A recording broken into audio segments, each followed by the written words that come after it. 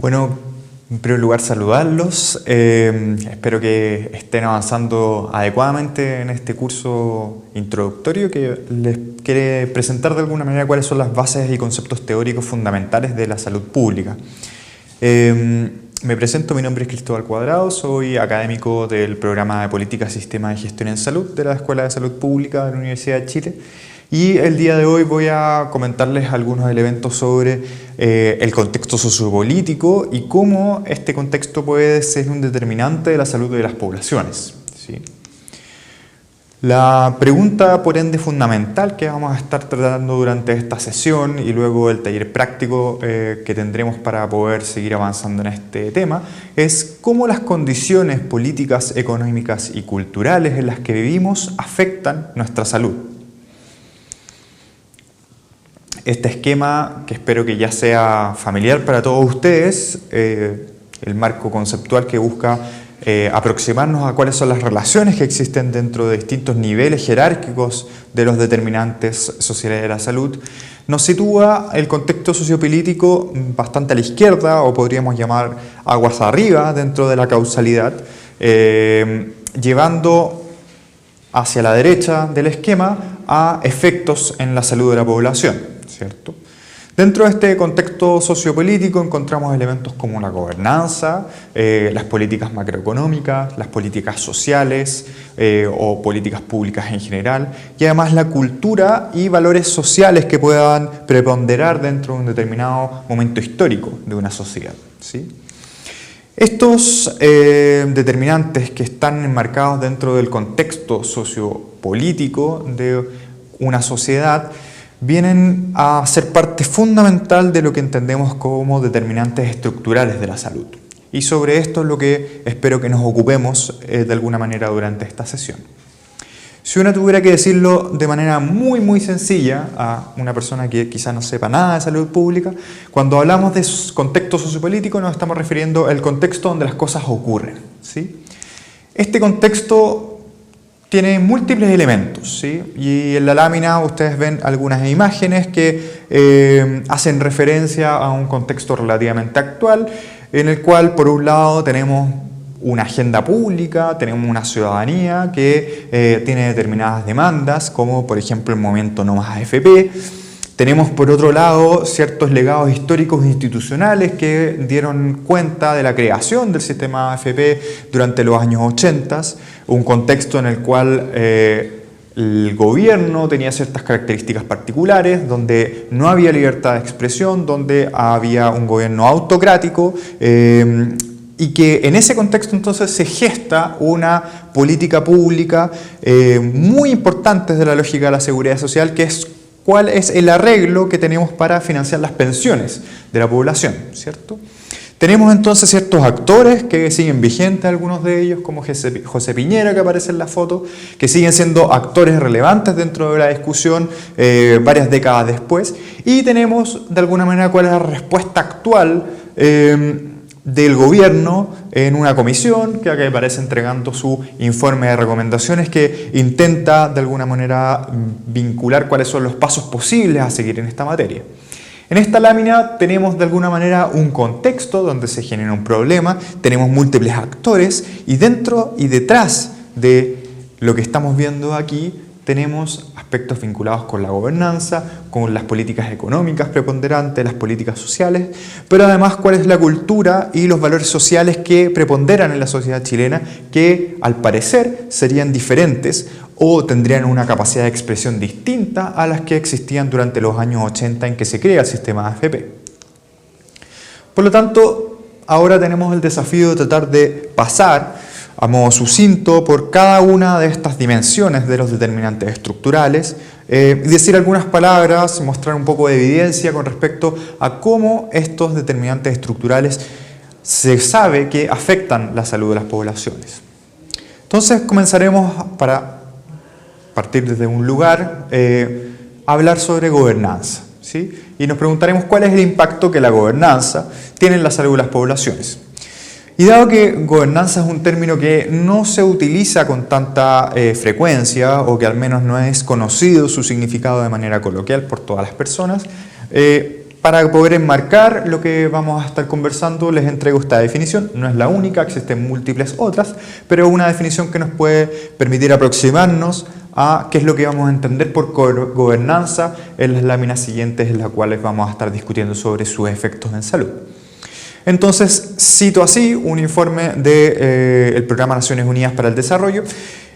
Gobernanza es el ejercicio de la autoridad económica, política y administrativa para manejar los asuntos del país a todos los niveles. Compromete los mecanismos, procesos e instituciones a través de los cuales los ciudadanos y grupos articulan sus intereses, ejercen sus derechos legales y dan cuenta de sus obligaciones, además de mediar sus diferencias. Por lo tanto, ustedes verán que el término gobernanza agrupa de una manera bien global a todos los arreglos institucionales, pero también las estructuras a través de las cuales se ejercen y toman las decisiones dentro de una sociedad dada, ¿sí? Nos podemos imaginar, por tanto, que es una dimensión muy definitoria de cómo se va a estructurar, por ejemplo, los arreglos de seguridad social, entre muchas otras caminos posibles a través de los cuales podría llevar a impactos en salud. Quiero que en este momento pongan pausa algunos segundos a esta presentación y que piensen, cada uno de ustedes, de qué manera ustedes se imaginan que la gobernanza podría afectar la salud de la población. Si es que quizá ustedes tienen algunos ejemplos en su cabeza, a través de los cuales ustedes creen que podríamos tener efectos mediadores de esta macroestructura de cómo se toman las decisiones a la salud de las poblaciones. Muy bien, esta discusión es algo que queremos retomar luego en el taller. Yo en esta oportunidad voy a mostrarles el ejemplo solamente de un elemento muy particular de la gobernanza que tiene que ver con la corrupción y de alguna manera cómo la corrupción, que define de manera importante la capacidad que tiene un gobierno de ejercer sus funciones, puede afectar la salud de la población.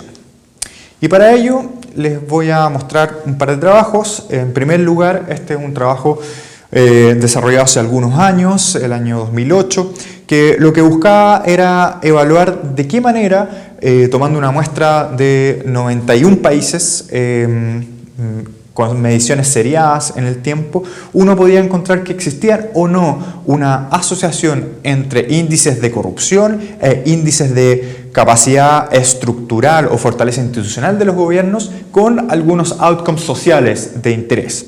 En particular, acá les muestro dos: mortalidad infantil, que está en la parte superior de su pantalla, y por otro lado, la deserción escolar en educación primaria, que está en la parte inferior de su pantalla. ¿Y cómo uno debería interpretar entonces estos datos? En el lado de la corrupción, cuando se avanza hacia la derecha de la lámina, encontramos que mayores índices de este índice que está construido, que representa un menor nivel de corrupción, no hay que confundirse en esa interpretación, demuestra que genera mejores outcomes sociales, ¿sí? ¿Cómo así? A la medida que aumenta el índice, disminuye la mortalidad infantil y además disminuyen las tasas de deserción escolar.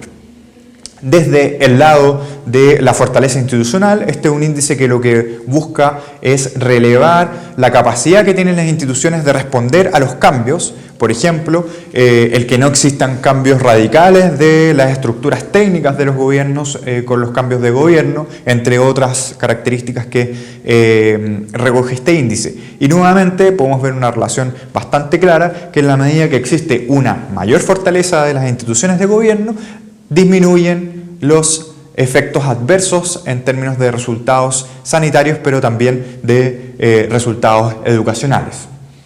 Podemos encontrar por lo menos entonces cierta evidencia empírica que estaría vinculando un elemento de macrocontexto como la gobernanza y en particular su dimensión de corrupción y fortaleza institucional con determinados outcomes en salud.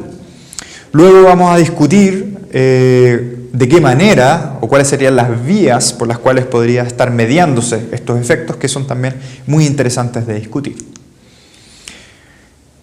Luego quería presentarles también este otro trabajo, es un trabajo bastante más reciente, es interesante porque nuevamente recoge información de múltiples países del mundo. En este trabajo se incorporaron 133 países, en los cuales también se tenían medidas repetidas en el tiempo, y lo que se buscó evaluar es si es que existía una vinculación con la corrupción y determinados outcomes en salud, básicamente expectativa de vida y mortalidad infantil, que como ustedes saben son dos outcomes que se utilizan de manera muy importante para hacer comparaciones del nivel de salud que tienen las naciones.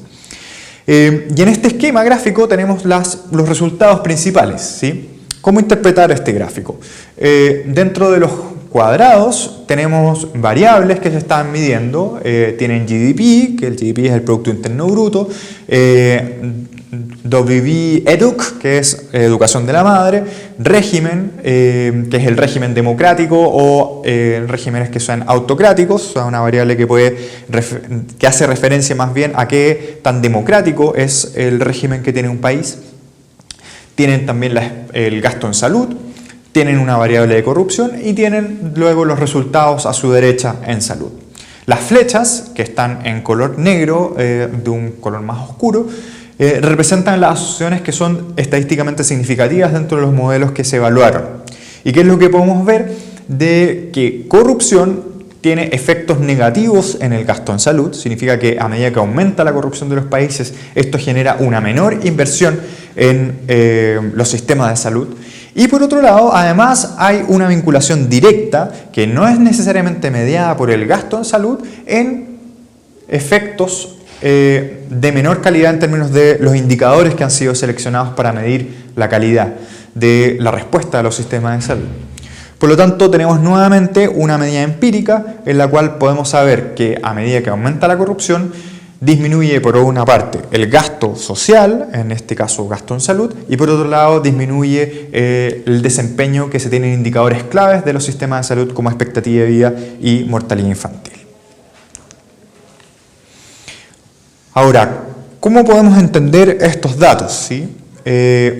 Por una parte hay que ser muy claro de que la capacidad que tienen los gobiernos para poder conducir políticas públicas, políticas sociales o para poder desarrollar arreglos de seguridad social más inclusivos son elementos fundamentales que van a dar cuenta finalmente de cuáles son los resultados en salud de una población, ¿sí?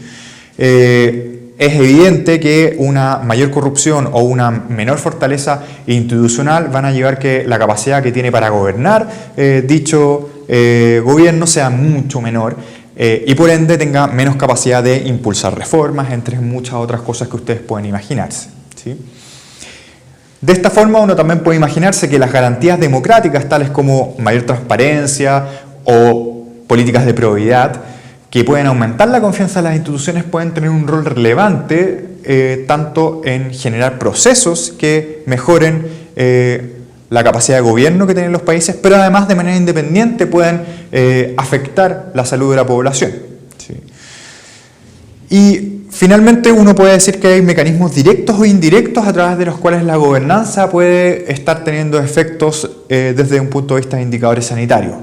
Por un lado existen ciertos mecanismos directos como que la gobernanza puede afectar el capital social y la confianza, que son algunos determinantes muy importantes y que espero que hayan tenido oportunidad de desarrollar con mayor profundidad en otras sesiones. Pero por otro lado hay vías indirectas como la eficiencia del gasto social o la eficiencia que tienen los arreglos de seguridad social dispuestos por los países para poder mejorar la salud de su población, ¿sí? Entonces, dicho eso, como dos elementos un poco para la discusión en términos de cómo se vincula la gobernanza con la salud de la población, quiero pasar ya a un tema que va a ser mucho más denso dentro de lo que vamos a tratar de explicar en esta sesión, que tiene que ver con cómo las políticas, por un lado macroeconómicas y también las políticas sociales pueden tener un impacto en la salud de la población, ¿sí? Y aquí voy a hacer uso de un esquema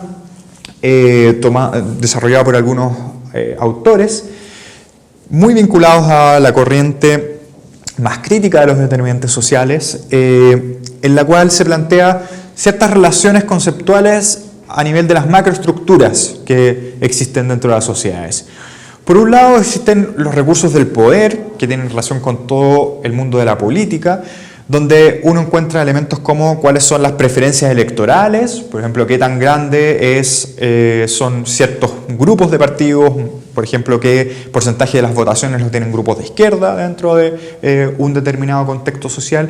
También cuál es el porcentaje de sindicalización, o sea, cuál es la fortaleza que tienen las organizaciones sociales vinculadas al mundo del trabajo, y cómo estas condiciones que tienen que ver con las estructuras de poder afectan, por un lado, al mercado del trabajo, o sea, influencian cuáles son las políticas de empleo que existen, por ejemplo, cuáles son las relaciones entre capital y trabajo que se definen dentro de un determinado país, pero además afectan cuáles son las definiciones que se tienen en términos del estado de bienestar, ¿sí? Cuánto se gasta como porcentaje del Producto Interno Bruto en políticas sociales, en ministerios sociales, cuánto se gasta en salud, por ejemplo, cuál es la cobertura que tienen los servicios, si es que son universales o focalizados, entre muchas otras cosas. Tanto las condiciones del mercado del trabajo como de las definiciones que tiene un país en torno a su estado de bienestar van a afectar posteriormente a las inequidades que uno puede observar dentro de ese país, y a través de esas inequidades de posesión social, por ejemplo, pueden llevar a efectos diferenciales en salud, pero además las políticas sociales y las condiciones del trabajo por sí solas pueden afectar la salud de la población, ¿cierto? Eso también es algo que ustedes pudieron revisar con mayor profundidad en la sesión que tenía que ver con trabajo como determinante de la salud. Dicho esto, hay que comentar algunos ejemplos históricos, que son algunos experimentos naturales que han ocurrido durante las últimas décadas y que tenemos registro, de cómo las definiciones de políticas sociales y de políticas económicas han afectado la salud de la población. En estas láminas ustedes tienen un trabajo muy interesante que les sugiero leer, que va a estar dentro de la literatura recomendada de esta sesión, que es de alguna manera reflejar y cuantificar cuáles fueron los efectos que tuvieron las políticas de privatización masiva en los países de la ex Unión Soviética después de la caída del muro de Berlín. Entonces, ustedes pueden observar acá que las series de tiempo presentadas parten alrededor del año 89-90, llegando hasta casi el año 2000, o sea, la década posterior a la caída del muro. Tenemos representado además del eje del tiempo, un eje en el cual tenemos la mortalidad estandarizada por la población, y en la lámina que está más a la izquierda, en verde, tenemos el caso de Rusia. Rusia fue el país que sufrió una privatización masiva acelerada y de mayor magnitud que el resto de los países de la Unión Soviética, donde cerca del 50% de las empresas, que son más de 110.000, fueron privatizadas en un corto periodo de tiempo, ¿sí? ¿Qué es lo interesante? Uno puede detectar en las series de tiempo que rápidamente después del inicio de la privatización, que tiene que ver no solamente con la privatización, sino con otros cambios estructurales del sistema económico y por ende cambios en las condiciones del trabajo y cambios también en las políticas sociales que tenía el gobierno, llevaron a un aumento muy importante de la mortalidad estandarizada para todos los trabajadores en edad productiva. En contraste, en la línea roja, que está un poco más abajo, tenemos el caso de Bielorrusia. Bielorrusia, si bien también parte de la ex Unión Soviética, no tomó o no adoptó las políticas de privatización con la misma rapidez ni la misma magnitud que lo hizo Rusia. Eso implicó que solamente se privatizaron 641 empresas del Estado, que representaban menos del 10% de todas las empresas del Estado de Bielorrusia. ¿Qué es lo que podemos observar? De que la serie de mortalidad se modifica muy poco durante el tiempo, que no se observa este incremento importante en la mortalidad en el contexto del cambio de sistema económico. ¿Y qué es lo que uno entonces debería plantear como hipótesis? Existen entonces ciertas diferencias en términos de cómo responde la salud de la población según qué tan rápidos y en qué dirección avancen los cambios de políticas económicas que se planteen dentro de un país. Esto llevado ya a un análisis global agregado de todos los países de la ex Unión Soviética está presentado en la lámina de la derecha, donde ustedes ahora no tienen mortalidad estandarizada, sino lo que tienen es expectativa de vida al nacer. ¿Y qué es lo que encuentran? Los países que fueron privatizadores masivos de empresas públicas tienen una caída en su expectativa de vida de manera importante durante los primeros años de la década de los 90, que después tiende a nivelarse parcialmente, pero que no vuelve a los mismos niveles que tenía al comienzo de la década de los 90, en contraste con lo que se puede observar en los países que no implementaron políticas de privatización masiva. Por lo tanto, aquí una primera señal de alerta de que las políticas que se adopten, por ejemplo, las políticas en relación al mercado del trabajo o las definiciones macroeconómicas globales, tienen un impacto y potencialmente muy grande en la salud de la población. Dentro del mismo ejemplo, y algo que me gustaría mostrarles, es que la medida de efecto, o sea, qué tanto la privatización masiva afectó la mortalidad de los países, viene de alguna manera modificada por el capital social que tienen esos países. Y aquí lo que ustedes tienen representado es que en vez de un eje de tiempo de izquierda a derecha, tienen un eje que representa el porcentaje de la población que es miembro de organizaciones sociales. Ustedes saben que la pertenencia a organizaciones sociales es un proxy para poder conocer cuál es el entretejido social que tiene un determinado país en un contexto dado. Y qué es lo más interesante, que aquellos países que tenían una mayor participación en organizaciones sociales, que están a su derecha, tienen medidas de efecto que ya no son significativas. Significa, por tanto, que la mortalidad o el aumento de la mortalidad debido a la privatización masiva no fue estadísticamente significativa en esos contextos. Por lo tanto, al parecer, el capital social podría ser un elemento mediador que podría disminuir los efectos negativos que podría tener una política económica como la que estamos describiendo.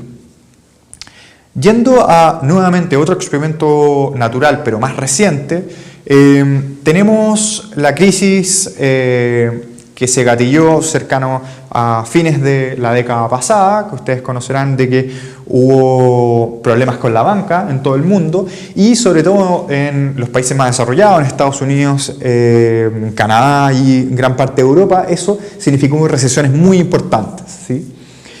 Algunos investigadores evaluaron entonces cuál fue el efecto en la mortalidad por causas que de manera muy rápida pueden afectarse, tuvo esta crisis económica. ¿Y qué es lo que tomaron? Entonces todos los países de la Unión Europea tomaron una serie de tiempo bastante larga. ¿Y qué es lo que encontraron? Que siempre en la serie de tiempo que existían aumentos del desempleo de manera importante, eso generaba aumento también de la mortalidad por ciertas causas que eran muy sensibles y rápidos de modificar. ¿Cuáles son estas causas? Por una parte, los suicidios, ¿sí?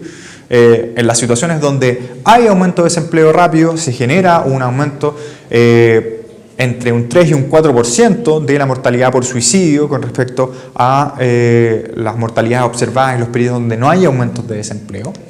Y también el abuso de sustancias y los envenenamientos, o sea, sobre todo las causas que tienen que ver, las causas que son más externas. Ustedes ven en la lista una serie de otras causas, muchas de las cuales ustedes consideran bastante lógico que no deberían modificarse ante un aumento de desempleo.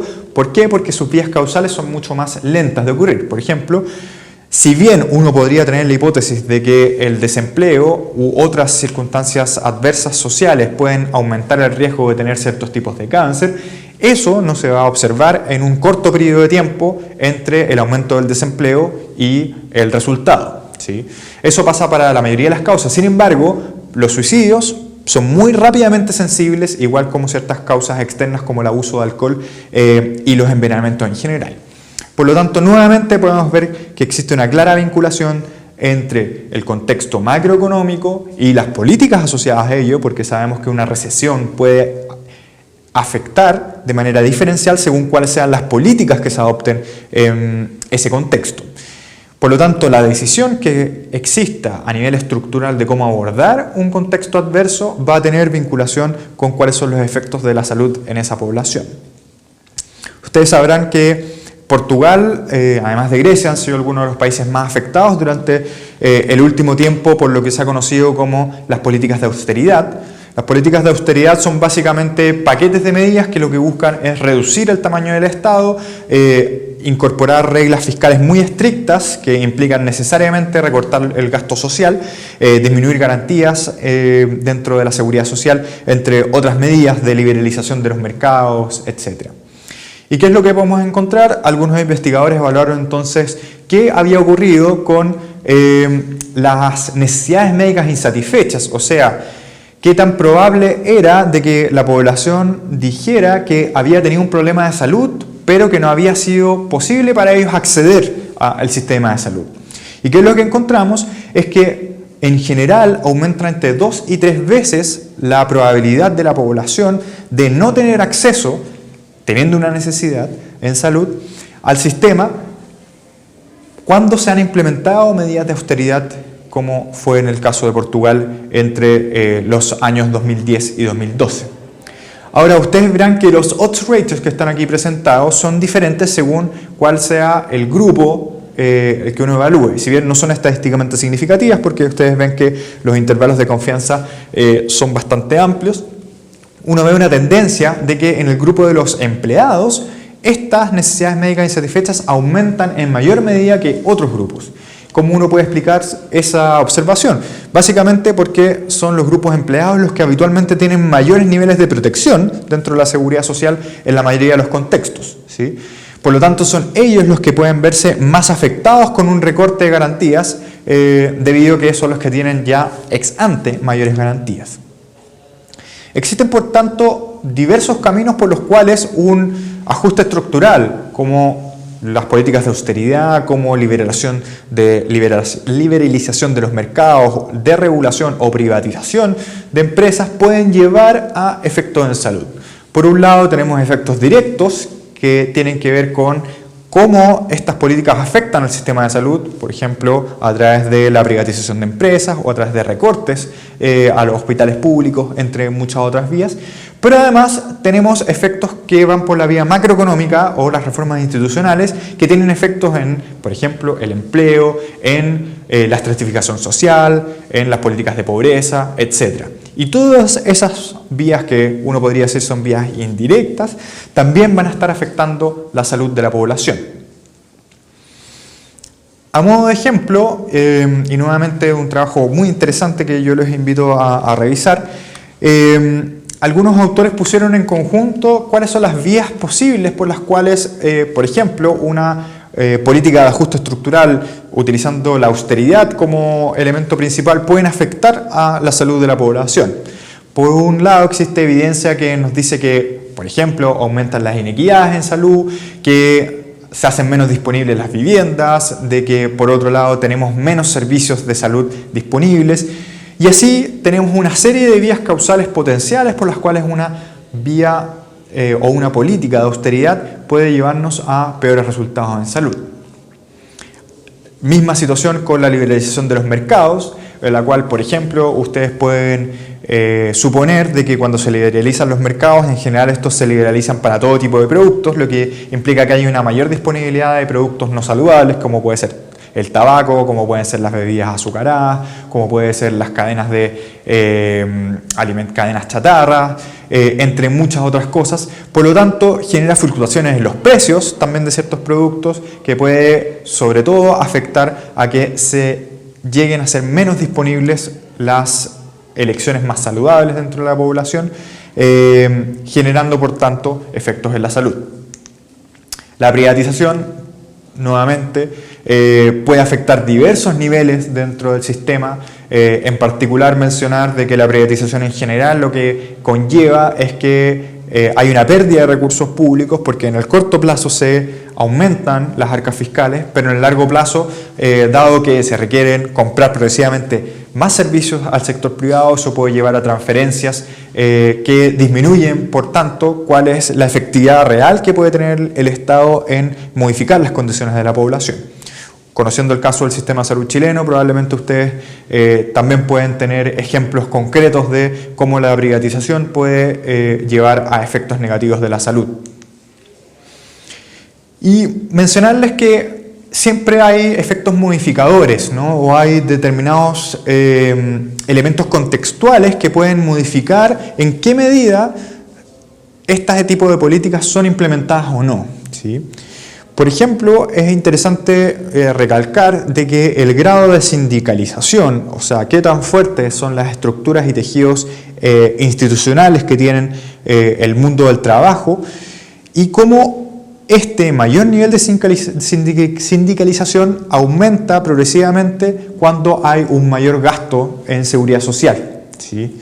Y podemos ver en un extremo de la lámina casos como los países nórdicos, como Suecia, en los cuales tienes un alto porcentaje del GDP que está destinado a gasto social y que también tiene un porcentaje importante de sindicalización. Y por otro lado, ejemplos más extremos como podría ser el caso de Chile o el caso de Corea, en los cuales tenemos bajo gasto social y además una baja porcentaje de sindicalización. Esto simplemente nos muestra una asociación o correlación, pero lo que nos está diciendo es que son dos fenómenos que van de alguna manera de la mano, y uno podría imaginar vías causales reversas, tanto de cómo un mayor gasto social puede aumentar la probabilidad de sindicalización, pero también a la inversa, de cómo la sindicalización puede afectar que el gasto social de un determinado estado pueda ser mayor.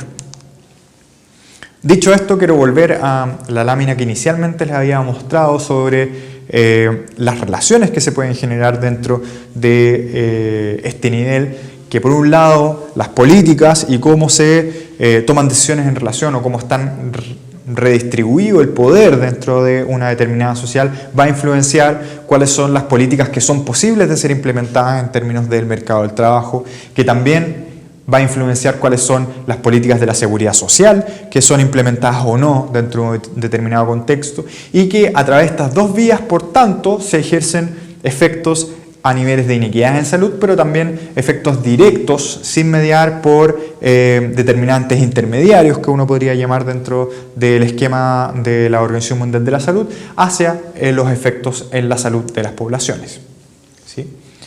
Por lo tanto, aunque pueda ser un poco repetitivo, quiero recalcarles que las fuerzas económicas y políticas determinan tanto riesgos como una protección diferencial a estos riesgos dentro de las poblaciones, pudiendo llevar, por tanto, a aumentos de las inequidades en salud.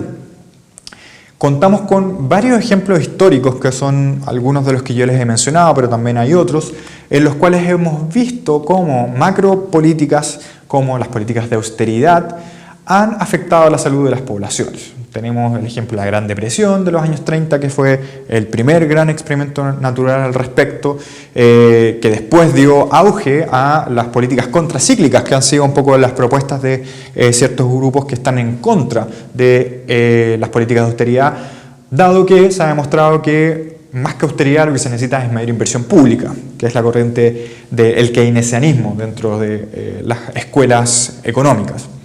Tenemos el ejemplo de la caída del comunismo, tenemos la crisis asiática y tenemos luego la crisis subprime durante los últimos años. En todos estos casos hemos visto cómo las políticas de austeridad han aumentado la mortalidad, han disminuido la expectativa de vida, entre otros indicadores sociales relevantes de los países donde se han implementado. Eso ha llevado a algunos autores a cuestionar de cómo políticas públicas fallidas se han logrado sostener ideológicamente en el tiempo, ¿no? Y eso es una discusión que me parecería interesante que pudiéramos plantear. Finalmente, quiero hablarles sobre otro elemento muy importante dentro de los determinantes estructurales, que le podemos llamar cuál es la cultura o los valores sociales imperantes en un lugar determinado, en un tiempo determinado. Y la idea es que podamos aproximarnos a cómo estos valores sociales afectan o podrían afectar a la salud de las poblaciones, ¿sí?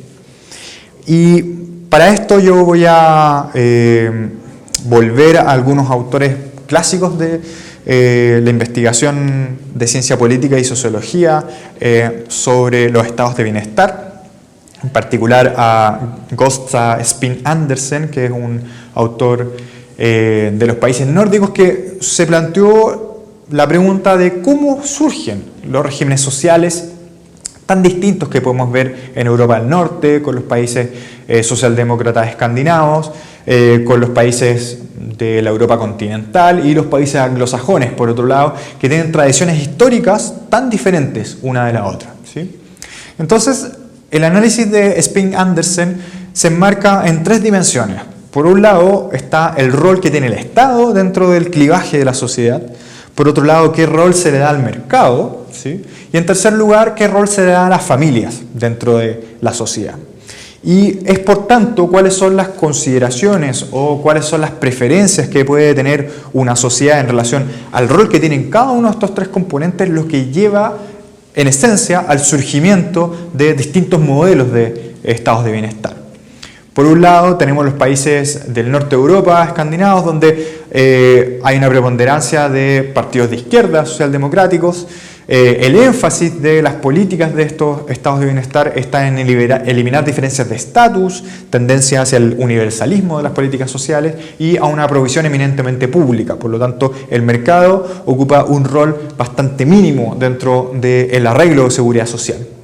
Por otro lado, y en el extremo opuesto, uno podría llamar a los países anglosajones, donde las definiciones son basadas en el mercado, eminentemente, donde hay un dominio en el surgimiento del estado de bienestar de los grupos burgueses, de los, básicamente los pequeños terratenientes o los propietarios de comercio, las personas que se dedican al intercambio de bienes.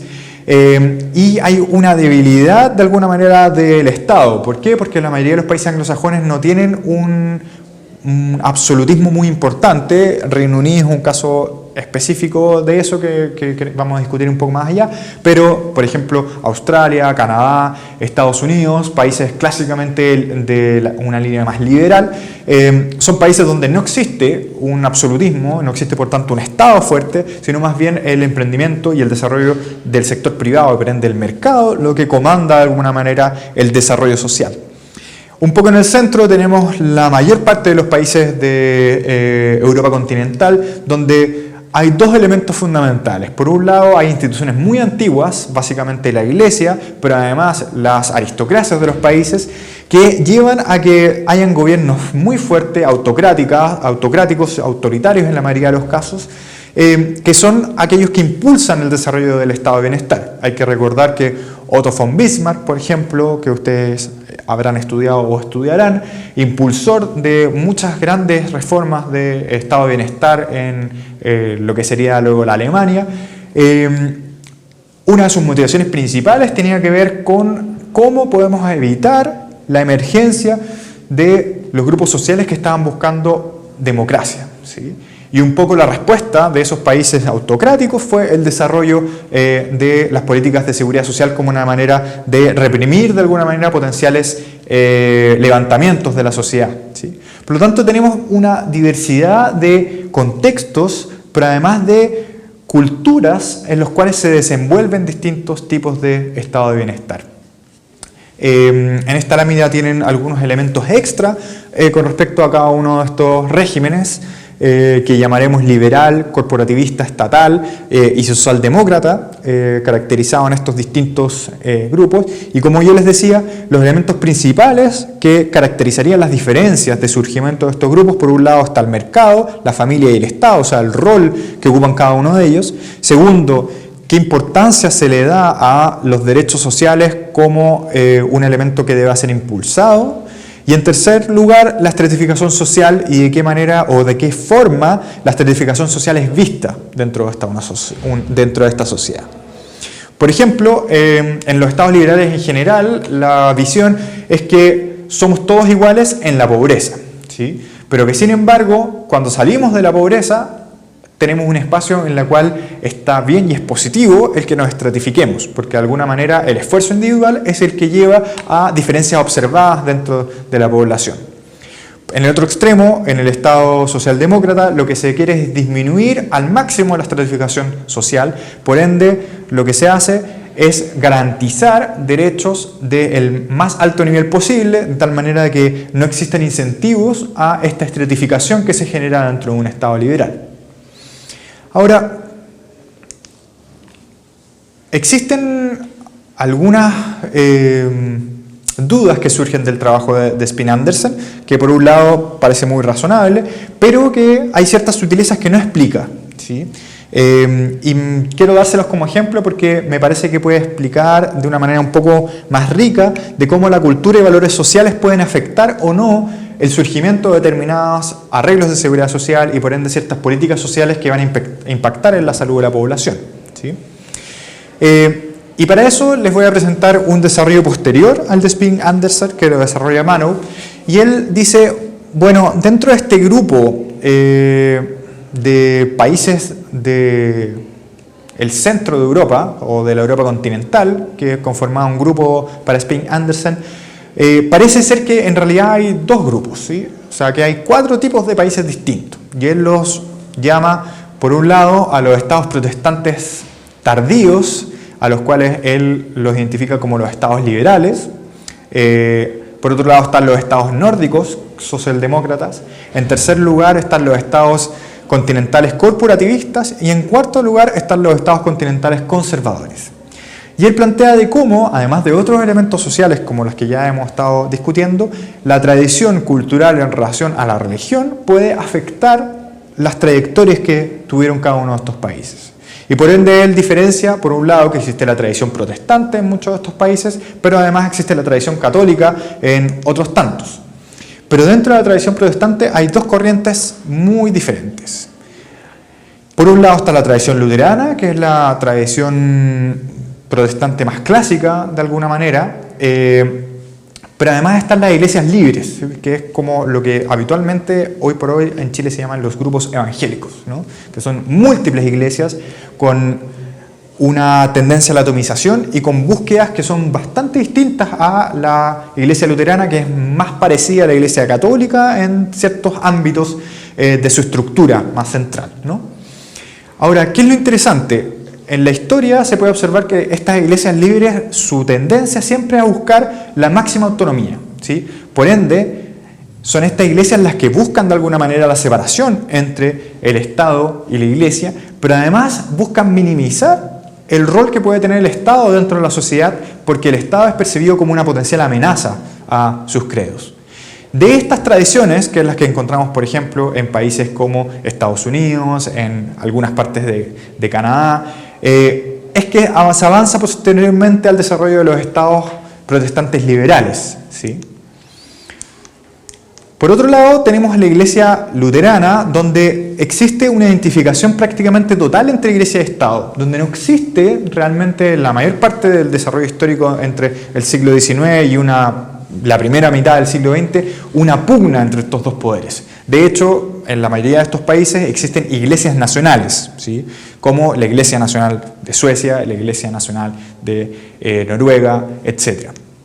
En estos países lo que se observa es que hay dada la fuerte identificación cultural que existía entre estas dos fuerzas o grandes instituciones, donde no existe esta tendencia a la atomización y a oposición de parte de los grupos culturales religiosos hacia el Estado, se observa el nacimiento de los estados nórdicos socialdemócratas. Y por otro lado tenemos la Iglesia Católica, en la cual tenemos una inversión, ¿sí? En la cual la Iglesia Católica, su búsqueda es una supremacía de la Iglesia por sobre el Estado, ¿sí? La Iglesia Católica, a diferencia de las iglesias luteranas, no son iglesias nacionales, sino que es una iglesia que es supranacional. Y esta iglesia supranacional, como poder, busca de alguna manera oponerse a las fuerzas que pueden emerger desde los estados, buscando imponer determinados elementos comunes, ¿sí?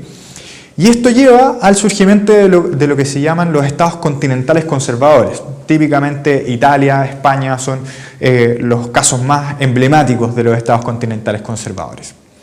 Ahora, los estados continentales corporativistas, que son básicamente Alemania, por ejemplo, son estados donde conviven la influencia de la Iglesia Católica y además la Iglesia Luterana, donde tienen ambas tradiciones culturales en un mix y que lleva a ciertas diferencias en términos a cómo se adoptan y en qué medida se adoptan las políticas de la seguridad social.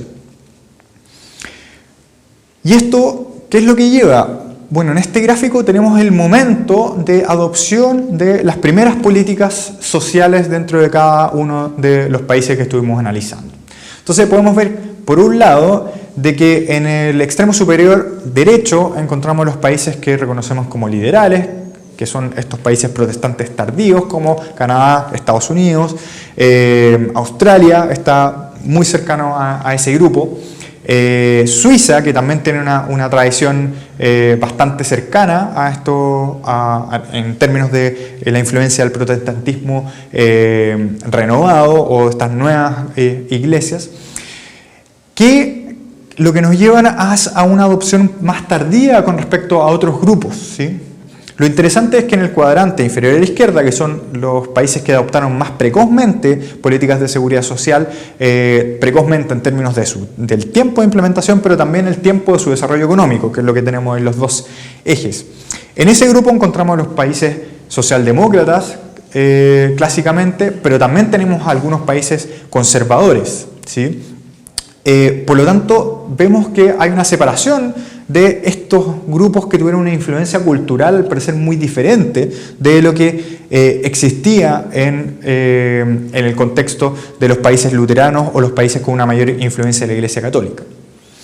Y podemos ver nuevamente refrendado esto, por lo menos es interesante notar de que los países nórdicos y los países de estado de bienestar continental como Australia, Bélgica y Alemania son los países que en los años 30 tenían una mayor cobertura de seguridad social, de esquemas de seguridad social para su población, pero que tuvieron trayectorias bastante disímiles, ¿sí?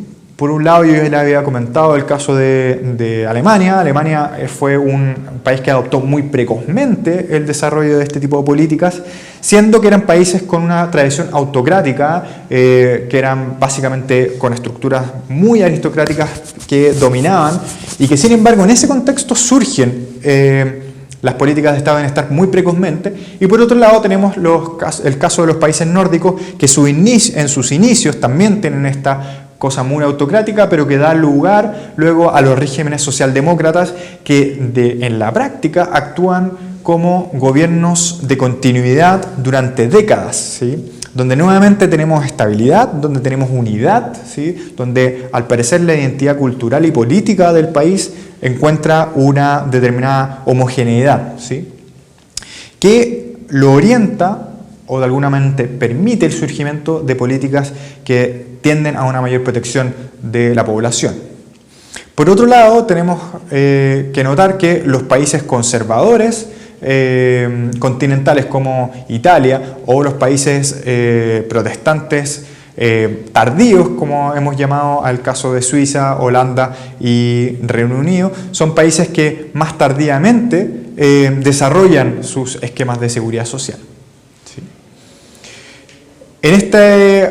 Siguiendo el trabajo de Manow, lo que él plantea es que cuando uno incorpora en un análisis de regresión este elemento cultural, vemos que otros factores que históricamente habían sido considerados como relevantes para determinar el surgimiento de políticas sociales se vuelven no significativos, ¿sí? O sea que pareciera ser que este legado cultural vinculado con las tradiciones de la Iglesia que tienen los países es más importante incluso que el régimen democrático que puedan tener los países o el porcentaje de sindicalización o el porcentaje de la población que vota por ciertos grupos de izquierda.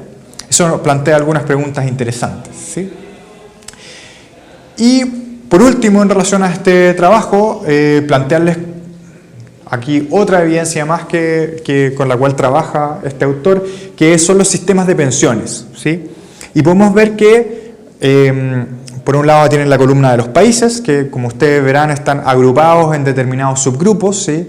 El grupo de más abajo son los países que hemos denominado nórdicos socialdemócratas, en los cuales el pilar de las pensiones es pública y que la mayor parte del gasto vinculado a pensiones se realiza a través de programas que son públicos, ¿sí? Con todas las consideraciones que eso tiene, que ustedes ya habrán escuchado probablemente con el movimiento No Más AFP.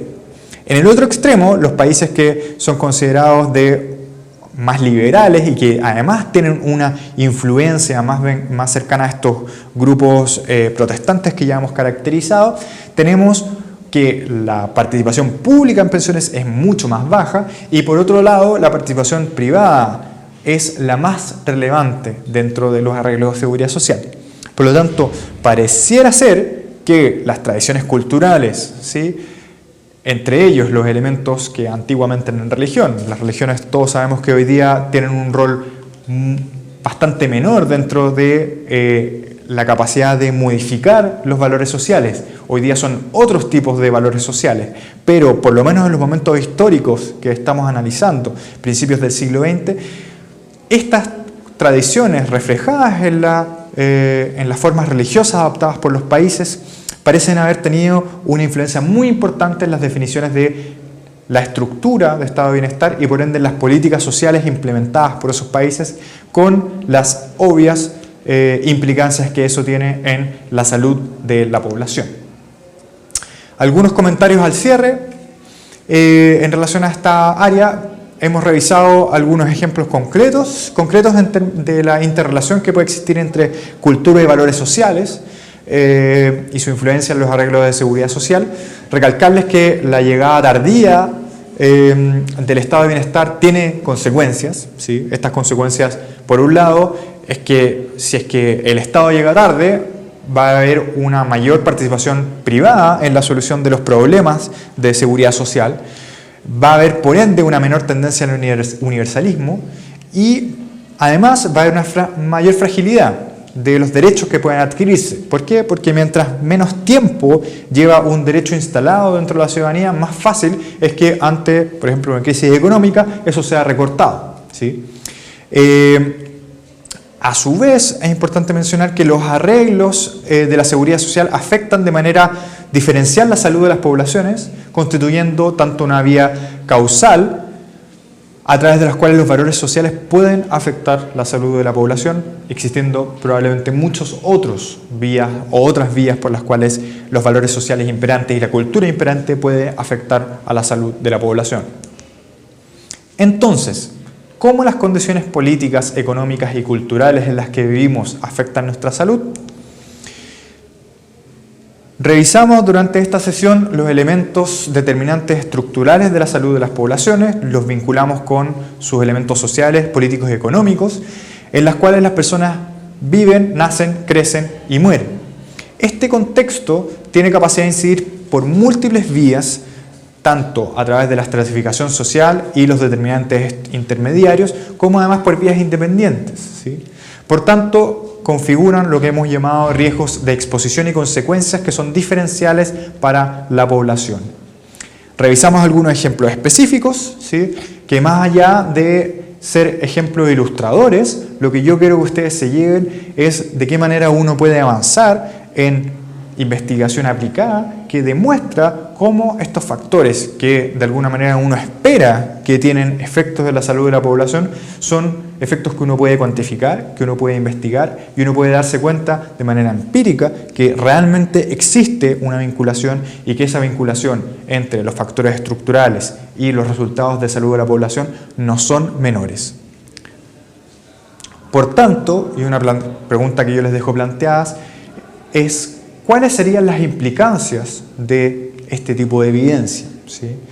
Es importante reflexionar con respecto a cuál es el rol que tienen, por ende, las definiciones que tomamos en el macro contexto. Cómo organizamos nuestro Estado, cuáles son las fuerzas políticas preponderantes, cómo la cultura y los valores sociales están modificándose en el tiempo y eventualmente influyendo dentro de qué es lo que se considera válido o no, o posible o no en un determinado contexto, ¿sí?